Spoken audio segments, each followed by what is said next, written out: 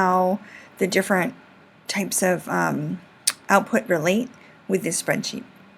So in our little example, we have a company that has one machine, and they're making sweaters on their knitting machine, and their variable input is labor. So they have one knitting machine, that is a fixed input for them, and then they can change the amount of workers they have from 0 up to 5.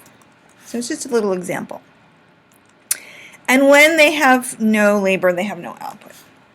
With the first worker, they can produce 4 sweaters, and then 10 with 2 workers together, 13, 15, and 16.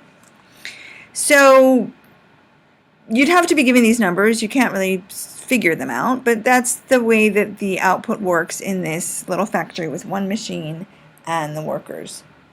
So this is total product or output, and we can calculate average product. So average product is the total product divided by the quantity of labor. So it's the output per worker. So we can do that with total product divided by quantity of workers.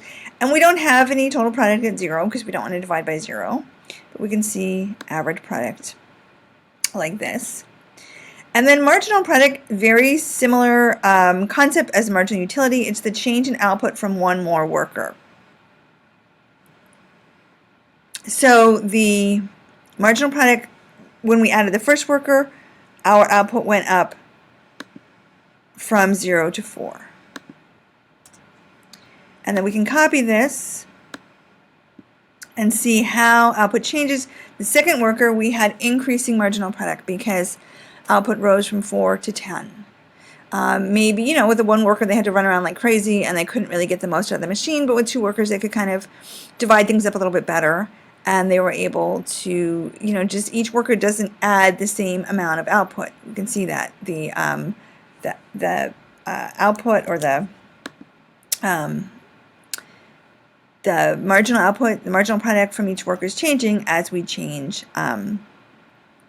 the number of workers. And so marginal product is rising in the beginning and then falling, and this is really the characteristic pattern that we have diminishing marginal returns. After some point, there may be a phase of increasing marginal product, but at some point we're going to have diminishing marginal product. When we have a fixed input, and in the short run we always have at least one fixed input, we can keep adding and adding and adding the variable input, but the amount they're going to add to total product is declining. So they're still increasing output, right? Output is still going up, but by less and less and less. And we see that in a lot of situations. A very famous example was the 2000 presidential election, when there was a dispute over the ballots in Florida, and they were considering a recount.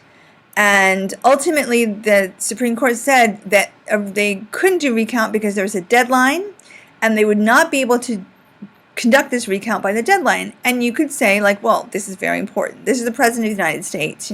Why don't we throw resources at this problem? We can have workers, we can have money, whatever it takes to get this done. But according to the rules, there was a committee of 3 people that had to review and decide on the ballots that were a little bit unclearly marked, and that was their fixed input. There were these 3 people on the panel.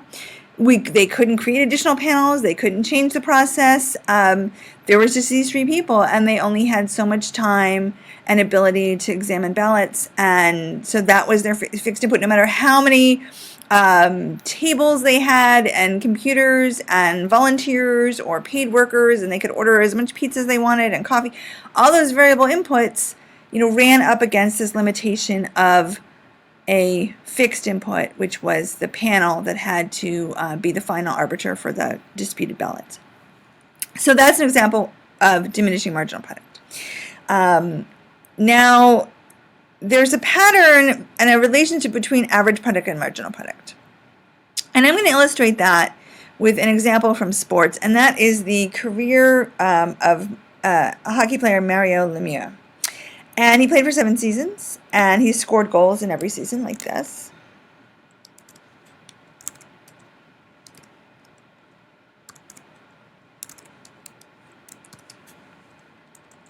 So his career goals, okay, so it's this is first season, his career goals and his goals were the same.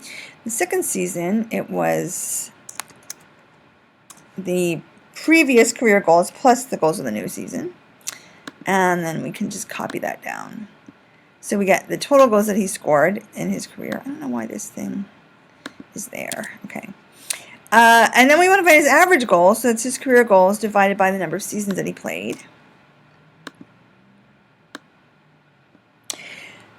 And what do we see from this?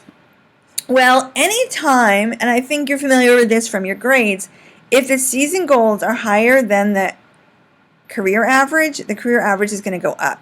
So his first season was 43, the second season was 48. So that means the career average will go up, and it did. It went up to 45. Here, I'm going to hide this one because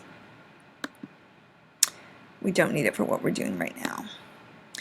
Okay, so, and then the following season, 54, so it's still, 54 is bigger than 45.5, so it's pulling up his average.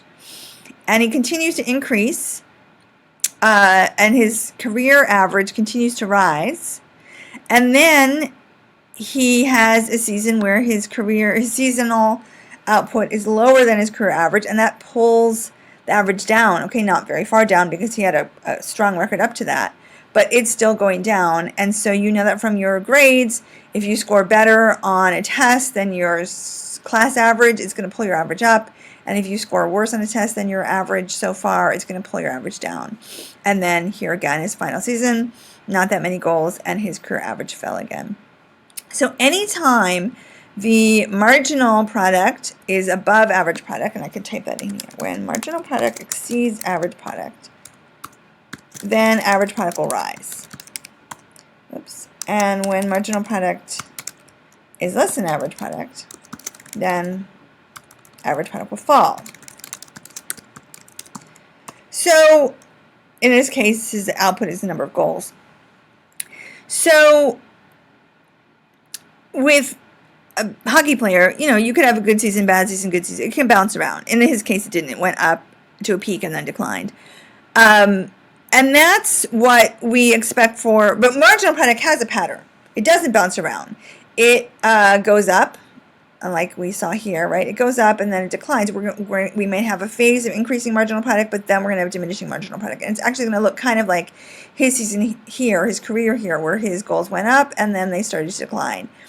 And whenever we have a smooth marginal product like that, which is what we expect to happen, average product is also going to have a smooth curve where it goes up and then declines.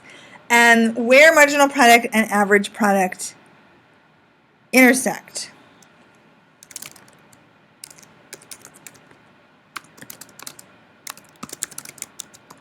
they will cross at the peak of average product.